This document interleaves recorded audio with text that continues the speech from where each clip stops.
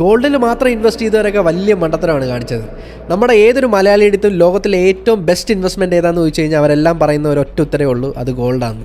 പക്ഷേ recently gold മാർക്കറ്റിൽ നടന്ന ക്രാഷ് കാണാൻ നേരത്ത് നമ്മൾ ഒന്നും കൂടെ ആ ചോദ്യം ചോദിക്കേണ്ടി വരും. വേറൊന്നുമല്ല, റിയലി ഗോൾഡ് ഒരു സേഫ് ഇൻവെസ്റ്റ്മെൻ്റ് ആണോ, അത് നമ്മുടെ കാശ് വളർത്തുന്നുണ്ടോ എന്ന്.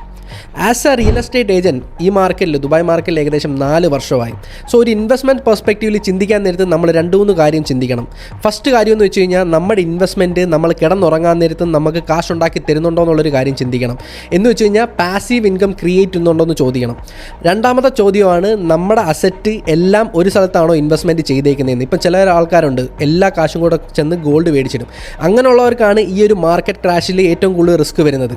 സോ എപ്പോഴും ചെയ്യേണ്ടതെന്ന് വെച്ച് കഴിഞ്ഞാൽ നമ്മുടെ അസറ്റ് എപ്പോഴും ഡിവേഴ്സിഫൈ ചെയ്യണം. എന്ന് വെച്ച് കഴിഞ്ഞാൽ പല അസറ്റിലും നമ്മൾ ഇൻവെസ്റ്റ്മെൻറ്റ് ചെയ്യണം. ഒരു അസറ്റിൽ എപ്പോഴും ഇൻവെസ്റ്റ് ചെയ്ത് കഴിഞ്ഞാൽ പ്രശ്നമെന്ന് വെച്ച് കഴിഞ്ഞാൽ മാർക്കറ്റ് ക്രാഷ് ആകുമ്പം മൊത്തത്തിൽ കാശ് പോകും. സോ അങ്ങനെ പറയാൻ നേരത്ത് എനിക്ക് 100% കോൺഫിഡൻസോടെ പറയാൻ പറ്റുന്നതാണ് റിയൽ എസ്റ്റേറ്റ്, അതും ദുബായ് റിയൽ എസ്റ്റേറ്റ്. വേറൊന്നുമല്ല, നിങ്ങൾ കിടന്നുറങ്ങാൻ നേരത്തും നിങ്ങൾക്ക് പാസീവ് ഇൻകം ക്രിയേറ്റ് ചെയ്യുന്ന ഒരു അസറ്റാണ് ദുബായിലൊരു പ്രോപ്പർട്ടി. അതുമാത്രമല്ല, നിങ്ങൾക്ക് ഇവിടെ ഒരു 2 മില്യൺ വർത്ത് പ്രോപ്പർട്ടി മേടിക്കുവാണെങ്കിൽ ഗോൾഡൻ വിസ കിട്ടും. എന്ന് വെച്ച് കഴിഞ്ഞാൽ നിങ്ങൾക്ക് നിങ്ങളുടെ ഫാമിലിയോടെ ദുബായിലോട്ട് മൂവ് ചെയ്തിട്ട് നിങ്ങൾക്ക് നല്ലൊരു ജീവിതം ജീവിക്കാം.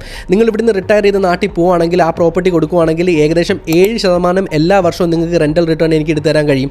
അതുമാത്രമല്ല, ദുബായ് മാർക്കറ്റ് നല്ല രീതിക്ക് ബൂമാവുകയാണ്. അതുകൊണ്ട് തന്നെ നിങ്ങൾക്ക് മിനിമം ഒരു 10% ക്യാപിറ്റൽ അപ്രിസിയേഷനും എല്ലാ വർഷവും കിട്ടും. സോ ഇങ്ങനെയൊക്കെ നോക്കുവാണെങ്കിൽ ഗോൾഡിനെ വെല്ലാൻ പറ്റുന്ന one of the best investment Dubai real estate തന്നെയാണ്. സോ ദുബായ് റിയൽ എസ്റ്റേറ്റിനെ കുറിച്ച് നിങ്ങൾക്ക് കൂടുതൽ അറിയണം, ബേസിക് എന്താണ് അറിയണം, എല്ലാ ഡീറ്റെയിൽസും അറിയണമെങ്കിൽ ജസ്റ്റ് എന്നെ ഒന്ന് കോൺടാക്ട് ചെയ്താൽ മതി. എല്ലാ ഡീറ്റെയിലും തറവാട്ട് ഞാൻ പഠിപ്പിച്ചു തരാം.